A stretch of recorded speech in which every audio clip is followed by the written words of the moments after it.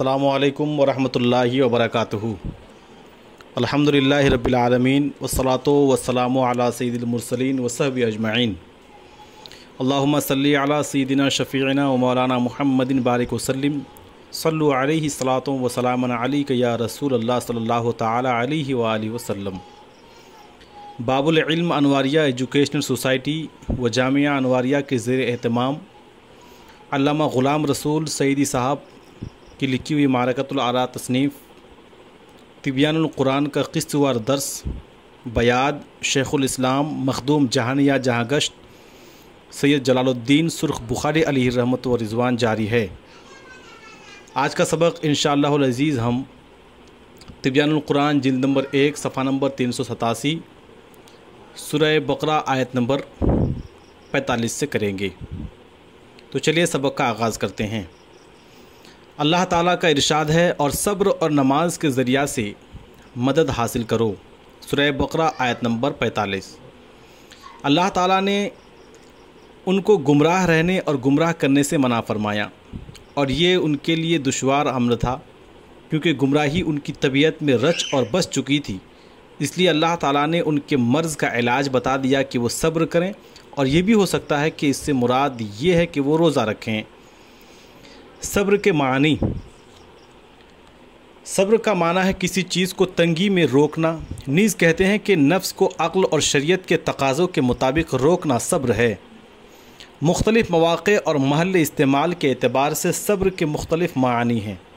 مصیبت کے وقت نفس کے ضبط کرنے کو صبر کہتے ہیں۔ اس کے مقابلہ میں جزعی اور بے قراری ہے، جزع اور بے قراری ہے، اور جنگ میں نفس کے ثابت قدم رہنے کو بھی صبر کہتے ہیں، اور اس کے مقابلہ میں بزدلی ہے۔ حرام کاموں کی تحریک کے وقت حرام کاموں سے رکنے کو بھی صبر کہتے ہیں، اور اس کے مقابلہ میں فسق ہے۔ عبادت میں مشقت جھیلنے کو بھی صبر کہتے ہیں، اور اس کے مقابلہ میں معصیت ہے۔ قلیل روزی پر قناعت کو بھی صبر کہتے ہیں، اور اس کے مقابلہ میں حرص ہے، لالچ ہے۔ دوسروں کی ایذا رسانی پر برداشت کرنے کو بھی صبر کہتے ہیں، اور اس کے مقابلہ میں انتقام ہے۔ صبر کے متعلق احادیث حافظ سیوطی بیان کرتے ہیں، امام ابن ابی حاتم نے حضرت عمر بن الخطاب رضی اللہ تعالیٰ عنہ سے روایت کیا ہے کہ صبر کی 2 قسمیں ہیں۔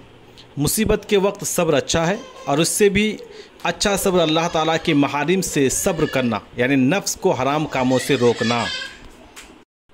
امام احمد، امام عبد بن حمید، امام ترمذی، امام ابن مردویہ اور امام بہقی نے حضرت ابن عباس رضی اللہ تعالیٰ عنہما سے روایت کیا ہے کہ میں سواری پر رسول اللہ صلی اللہ تعالیٰ علیہ وسلم کے پیچھے بیٹھا ہوا تھا۔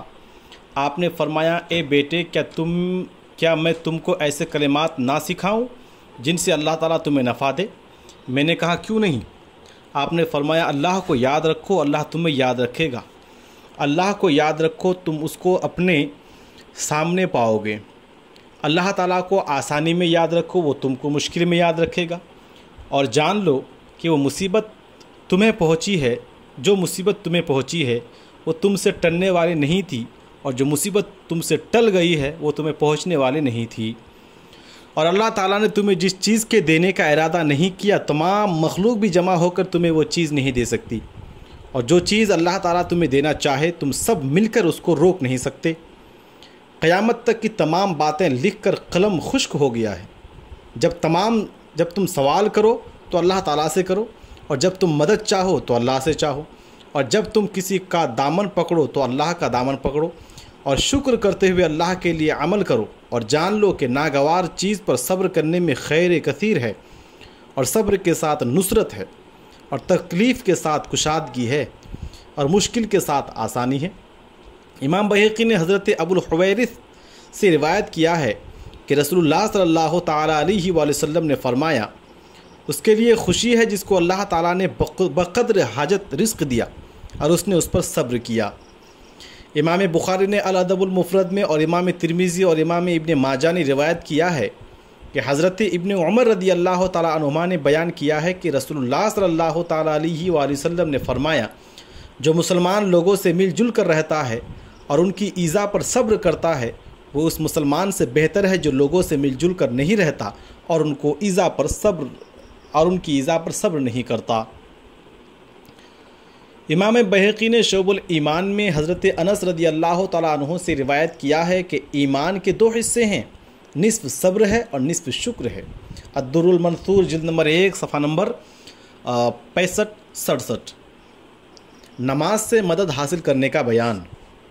جب وہ روزہ رکھ کر اپنے نفس کو صاف کر لیں گے تو ان کی دعاؤں کا قبول ہونا زیادہ متوقع ہوگا، اور نماز سے مدد حاصل کرنے کی بھی یہی صورت ہے، کیونکہ نماز کی صورت میں متعدد عبادات حاصل ہو جاتی ہیں، مثلا اعتکاف، قرآن مجید کا پڑھنا، تسبیح اور استغفار وغیرہ، اور نماز میں اللہ تعالیٰ سے مناجات ہے، اور نماز سے بندہ کے گناہ دھل جاتے ہیں، اور انسان دن میں 5 مرتبہ نماز پڑھتا ہے تو جب وہ گناہوں سے پاک و صاف ہو کر تسبیح اور استغفار کے بعد دن میں 5 مرتبہ اللہ تعالیٰ سے مناجات کرے گا تو اس کی دعاؤں کا قبول ہونا زیادہ متوقع ہے۔ حافظ سیوطی بیان کرتے ہیں، امام احمد، امام ابن جریر، امام ابو داود نے حضرت حذیفہ رضی اللہ تعالیٰ عنہ سے روایت کیا ہے کہ جب نبی کریم صلی اللہ تعالیٰ علیہ وآلہ وسلم کو کسی چیز سے خوف یا دہشت لاحق ہوتی تو آپ نماز پڑھتے۔ امام ابن ابی دنیا، امام ابن عساکر نے حضرت ابو الدرداء رضی اللہ تعالیٰ عنہ سے روایت کیا ہے کہ جب کسی رات کو آندھی آتی تو آندھی رکنے تک نبی صلی اللہ تعالیٰ علیہ وآلہ وسلم مسجد میں پناہ لیتے، اور جب سورج گرہن لگتا یا چاند گرہن لگتا تو نماز پڑھتے۔ امام سعید ابن منصور، امام ابن المنذر، امام حاکم، امام بہقی نے امام بہقی نے شعب الایمان میں حضرت ابن عباس رضی اللہ تعالیٰ عنہما سے روایت کیا ہے کہ ایک سفر میں ان کو ان کے بیٹے کی موت کی خبر دی گئی، وہ سواری سے اترے، 2 رکعت نماز پڑھی اور انا للہ و انا الیہ راجعون پڑھا، اور کہا ہم نے اللہ کے حکم پر عمل کیا ہے کہ صبر اور نماز سے مدد حاصل کرو۔ الدر المنثور جلد نمبر 1 صفحہ نمبر 67۔ اللہ تعالیٰ کا ارشاد ہے، اور بے شک نماز ضرور دشوار ہے، سو ان لوگوں کے جو اللہ کے لیے خشوع کرنے والے ہیں، سوا ان لوگوں کے جو اللہ کے لیے خشوع کرنے والے ہیں۔ البقرہ آیت نمبر 45۔ خشوع کا معنی، علامہ قرطبی لکھتے ہیں، نفس کی وہ حالت جس کا اثر ظاہری اعضاء میں سکون اور تواضع سے ظاہر ہوتا ہے، اس کو خشوع کہتے ہیں۔ قتادہ نے کہا دل میں خوف اور نماز میں نظر نیچی رکھنے کو خشوع کہتے ہیں۔ زجاج نے کہا جس پر ذلت کے آثار دکھائی دیں وہ خشوع کرنے والا ہے۔ ابراہیم نخعی نے کہا سوکھی روٹی کھانے، سخت اور موٹے کپڑے پہننے اور سر جھکانے سے خشوع نہیں ہوتا، خشوع یہ ہے کہ حق بات میں تمہارے نزدیک معزز اور حقیر برابر ہوں، اور اللہ تعالیٰ نے جو چیز بھی تم پر فرض کی ہے اس کی اطاعت میں جھک جاؤ۔ حضرت عمر بن خطاب نے ایک شخص کو سر جھکائے دیکھا تو فرمایا سر اٹھاؤ، خشوع صرف تمہارے دل میں ہے۔ حضرت علی بن ابی طالب نے فرمایا خشوع دل میں ہوتا ہے، اور یہ کہ مسلمانوں کے لیے تمہارے ہاتھ ملائم ہوں، اور نماز میں ادھر ادھر التفات نہ کرو۔ جس نے اپنے دل سے زیادہ خشوع کو ظاہر کیا اس نے نفاق کو ظاہر کیا۔ سہل بن عبداللہ نے کہا خشوع اس وقت ہوگا جب خوف خدا سے تمہارے بدن کا ہر رونگٹا کھڑا ہو جائے گا۔ قرآن مجید میں ہے تقشعر منہ جلود الذین یخشون ربہم، سورہ زمر آیت نمبر 33۔ قرآن سننے سے ان لوگوں کے رونگٹے کھڑے ہو جاتے ہیں جو اپنے رب سے ڈرتے ہیں۔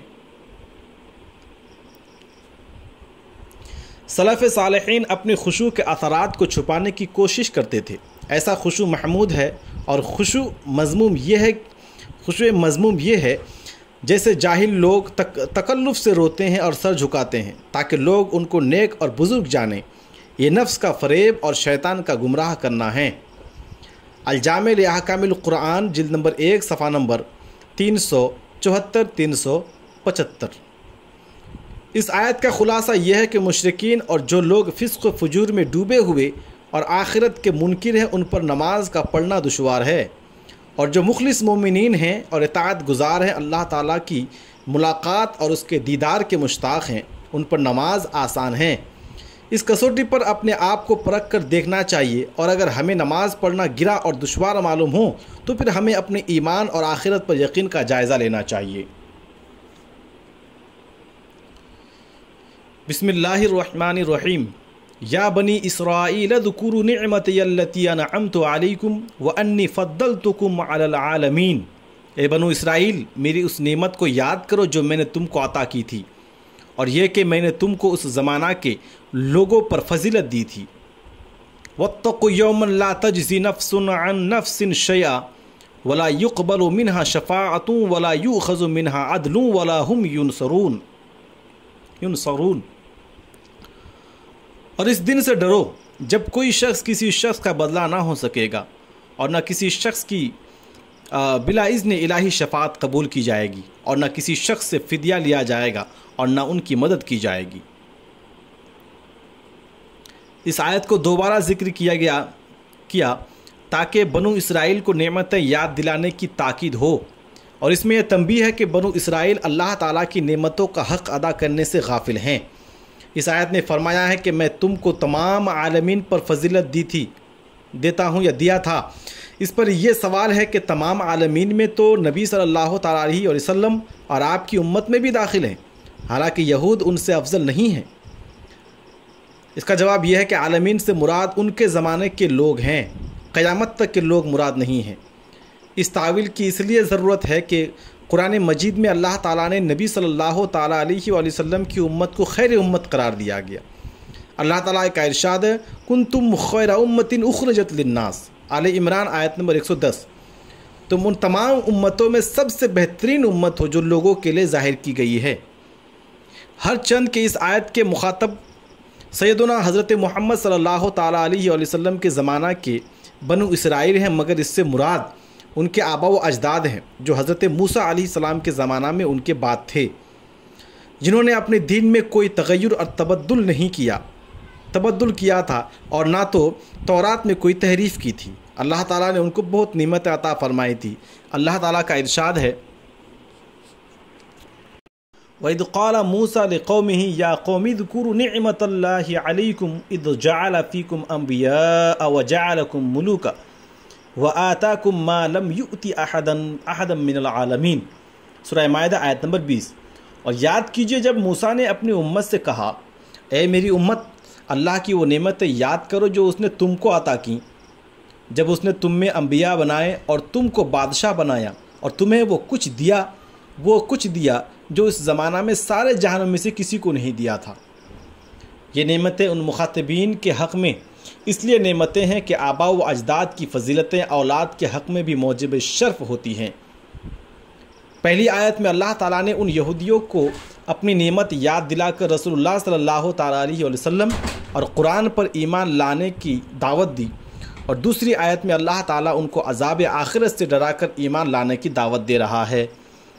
اس آیت کا خلاصہ یہ ہے کہ اے بنو اسرائیل، اگر تم نے اللہ کی نعمتوں اور اس کی دی ہوئی فضیلتوں کے تقاضوں کو پورا نہ کیا اور حضرت سیدنا محمد صلی اللہ تعالیٰ علیہ وسلم پر ایمان نہ لائے تو تم اللہ کے عذاب سے کسی طرح بچ نہ سکو گے۔ سزا سے بچنے کی 4 صورتیں ہیں۔ ایک صورت یہ ہے کہ کوئی شخص یہ کہے کہ مجرم کے بدلہ میں اس شخص کو سزا دی جائے دوسری صورت یہ ہے کہ کوئی شخص مجرم کی سفارش کر دے۔ تیسری صورت یہ ہے کہ کوئی شخص مجرم کی طرف سے تاوان یا فدیہ ادا کر دے، اور چوتھی صورت یہ ہے کہ کوئی شخص دباؤ اور زور ڈال کر مجرم کی مدد کرے اور اس کو عذاب سے چھڑا لے۔ ان 4 صورتوں میں سے کسی صورت سے بھی مجرم کو اللہ تعالیٰ کے عذاب سے چھڑایا نہیں جا سکتا۔ شفاعت کی تحقیق اس آیت سے بظاہر معلوم ہوتا ہے کہ مجرموں کی شفاعت جائز نہیں ہے۔ خوارج اور معتزلہ کا یہی مذہب ہے۔ شیخ ابن تیمیہ اور شیخ محمد بن عبد الوہاب نجدی کا بھی یہی نظریہ ہے۔ شیخ اسماعیل دہلوی کا بھی یہی مذہب ہے، ان کے متبعین کا بھی یہی نظریہ ہے۔ اور اہل سنت کا مسلک یہ ہے کہ اللہ تعالیٰ کے اذن سے انبیاء علیہم السلام، ملائکہ، اولیاء کرام، علماء، حفاظ قرآن اور صالح مومنین گنہگاروں کی شفاعت کریں گے۔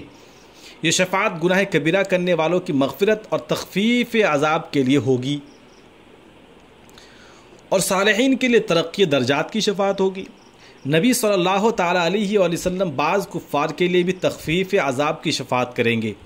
شفاعت کبریٰ اور شفاعت کی بعض دیگر اقسام ہمارے نبی سیدنا حضرت محمد صلی اللہ تعالیٰ علیہ وسلم کی خصائص میں سے ہیں۔ اللہ تعالیٰ نے آپ کو شفاعت بالوجاہت بھی عطا فرمایا ہے۔ ہم نے شرح صحیح مسلم جلد ثانی میں مسئلہ شفاعت پر تفصیل سے بحث کی ہے۔ شفاعت کا معنی منکرین شفاعت کے مذاہب، ان کے دلائل اور ان کے جوابات بیان کیے ہیں، اور شفاعت کے ثبوت میں قرآن مجید کی 50 سے زیادہ آیات اور 40 احادیث ذکر کی ہیں، اور مسئلہ شفاعت پر اعتراضات کے جوابات دیے ہیں، اور شفاعت کی 49 اقسام ذکر کی ہیں، اور نبی صلی اللہ تعالیٰ علیہ وسلم کے ساتھ مخصوص اقسام کا بیان کیا ہے۔ اس مسئلہ کو تفصیل سے جاننے کے لیے اس مقام کا مطالعہ کرنا چاہیے۔ اس جگہ ہم شفاعت کے ثبوت میں قرآن مجید کی چند آیات، اور یعنی اس جگہ پہ ہم شفاعت کے ثبوت میں قرآن مجید کی چند آیات اور بعض احادیث ذکر کریں گے۔ فنقول وباللہ التوفیق وبہ الاستعانۃ یلیق۔ شفاعت پر قرآن کریم سے دلائل۔ انبیاء علیہم السلام کی شفاعت۔ حضرت نوح علیہ السلام۔ نمبر 1، رب اغفر لی ولوالدی ولمن دخل بیتی مؤمنا، سورہ نوح آیت نمبر 28۔ اے میرے رب، میرے والدین کی اور جو مومن میرے گھر میں داخل ہوں ان کی مغفرت فرما۔ 2، حضرت ابراہیم علیہ السلام۔ ربنا اغفر لی ولوالدی وللمؤمنین یوم یقوم الحساب، سورہ ابراہیم آیت نمبر 41۔ اے ہمارے رب، روز حشر میرے والدین کی اور تمام مومنین کی مغفرت فرما۔ 3، ساستغفر لک ربی انہ کان بی حنیفا، انہ کان بی حفیہ، سورہ مریم آیت نمبر 48۔ میں عنقریب اپنے رب سے تیری شفاعت کروں گا، وہ مجھ پر مہربان ہیں۔ 4، الا قول ابراہیم لابیہ لاستغفرن لک، سورہ ممتحنہ آیت نمبر 4۔ مگر ابراہیم کا قول اپنے باپ کے لیے کہ میں تیری شفاعت کروں گا۔ 5، فمن تبعنی فانہ منی ومن عصانی فانک غفور رحیم، سورہ ابراہیم آیت نمبر 36۔ جو میرا پیروکار ہے وہ میرا ہے، اور جس نے میرے کہنے پر عمل نہیں کیا تو اس کے لیے تو بخشنے والا اور مہربان ہے۔ حضرت موسیٰ علیہ السلام۔ رب اغفر لی ولاخی وادخلنا فی رحمتک، سورہ اعراف آیت نمبر 151۔ اے میرے رب، مجھے اور میرے بھائی کو معاف فرما اور ہمیں اپنی رحمت میں داخل فرما۔ حضرت یعقوب علیہ السلام۔ سوف استغفر لک ربی انہ هو الغفور الرحیم، سورہ یوسف آیت نمبر 98۔ میں عنقریب اپنے رب سے تمہاری شفاعت کروں گا، لا ریب وہ بخشنے والا مہربان ہے۔ حضرت یوسف علیہ السلام۔ لا تثریب علیکم اليوم یغفر اللہ لکم، آج تم پر کوئی ملامت نہیں، اللہ تعالیٰ تمہاری مغفرت فرمائیں، سورہ یوسف آیت نمبر 92۔ حضرت عیسیٰ علیہ السلام۔ ان تعذبهم فانہم عبادک وان تغفر لکم فانک انت العزیز الحکیم، سورہ مائدہ آیت نمبر 118۔ اگر تو ان کو عذاب دے تو یہ تیرے بندے ہیں، اور اگر تو ان کو بخش دے تو تو غالب اور حکمت والا ہے۔ حضرت سیدنا محمد صلی اللہ تعالیٰ علیہ وآلہ وسلم سے طلب شفاعت۔ ولو انہم اذ ظلموا انفسہم جاؤوک فاستغفروا اللہ واستغفر لہم الرسول لوجد اللہ توابا رحیمہ، سورہ نساء آیت نمبر 64۔ اور اگر یہ لوگ گناہ کر کے اپنی جانوں پر ظلم کر بیٹھیں تو آپ کی بارگاہ میں حاضری دیں، اپنے گناہوں پر اللہ تعالیٰ سے توبہ کریں اور آپ ان کی شفاعت کریں تو یہ لوگ اللہ تعالیٰ کو توبہ قبول کرنے والا اور مہربان پائیں۔ 11واں، وَاسْتَغْفِرْ لِذَنْبِكَ وَلِلْمُؤْمِنِينَ وَالْمُؤْمِنَاتِ، سورہ محمد آیت نمبر 19۔ اور اپنے بظاہر خلاف اولا کاموں اور مسلمان مردوں اور مسلمان عورتوں کے لیے مغفرت طلب کیجیے۔ 12واں، فَاعْفُ عَنْهُمْ وَاسْتَغْفِرْ لَهُمْ، آل عمران آیت نمبر 159۔ ان کو معاف کر دیجیے اور ان کے لیے شفاعت کیجیے۔ صالحین کی شفاعت مومنین کے لیے۔ ربنا اغفر لنا ولاخواننا الذین سبقونا بالایمان، سورہ حشر آیت نمبر 10۔ اے ہمارے رب، ہماری مغفرت فرما اور ہم سے پہلے گزرے ہوئے ہمارے مسلمان بھائیوں کی۔ فرشتوں کی شفاعت۔ الذین یحملون العرش ومن حولہ یسبحون بحمد ربہم ویؤمنون بہ ویستغفرون للذین آمنوا، سورہ مومن آیت نمبر 7۔ وہ فرشتے جو عرش الہی کو اٹھائے ہوئے ہیں اور جو اس کے ارد گرد ہیں وہ اپنے رب کی حمد اور تسبیح کرتے ہیں اور اس کے ساتھ ایمان رکھتے ہیں اور مسلمانوں کے لیے بخشش طلب کرتے ہیں۔ 15واں یوم یقوم الروح والملائکۃ صفا لا یتکلمون الا من اذن له الرحمن وقال صوابا، سورہ نبأ آیت نمبر 38۔ جس دن جبرائیل اور عام فرشتے سب باندھے کھڑے ہوں گے، اس دن اللہ تعالیٰ کے حضور وہی بات کر سکے گا جس کو رحمان اجازت دے گا اور وہ صحیح بات کرے گا۔ 16واں وَلَا يَشْفَعُونَ إِلَّا لِمَنِ ارْتَضَىٰ، اور فرشتے اسی کی شفاعت کریں گے جس کی شفاعت پر اللہ تعالیٰ راضی ہوگا۔ فَاغْفِرْ لِلَّذِينَ تَابُوا وَاتَّبَعُوا سَبِيلَكَ وَقِيهِمْ عَذَابَ الْجَحِيمِ، سورہ مومن آیت نمبر 7۔ اے اللہ ان لوگوں کو معاف کر جنہوں نے توبہ کی اور تیری راہ پر چلے اور ان کو جہنم کے عذاب سے بچا۔ 18واں ربنا وادخلهم جنات عدن التي وعدتهم ومن صلح من آبائهم وازواجهم وذرياتهم انك انت العزيز الحكيم، سورہ مومن آیت نمبر 8۔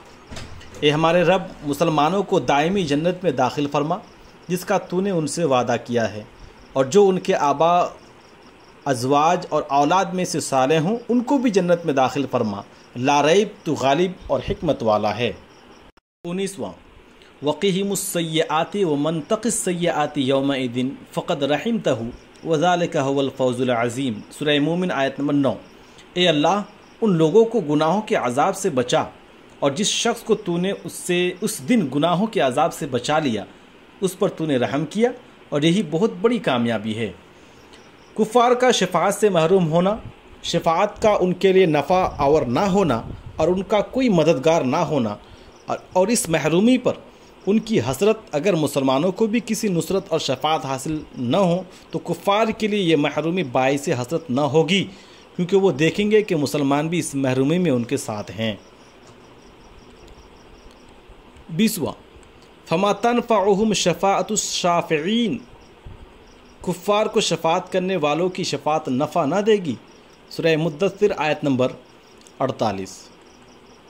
فَهَلْ لَنَا مِن شُفَعَاءَ فَيَشْفَعُوا لَنَا، سورہ اعراف آیت نمبر 53۔ تو کیا ہماری شفاعت کرنے والے کوئی ہیں جو ہماری شفاعت کریں؟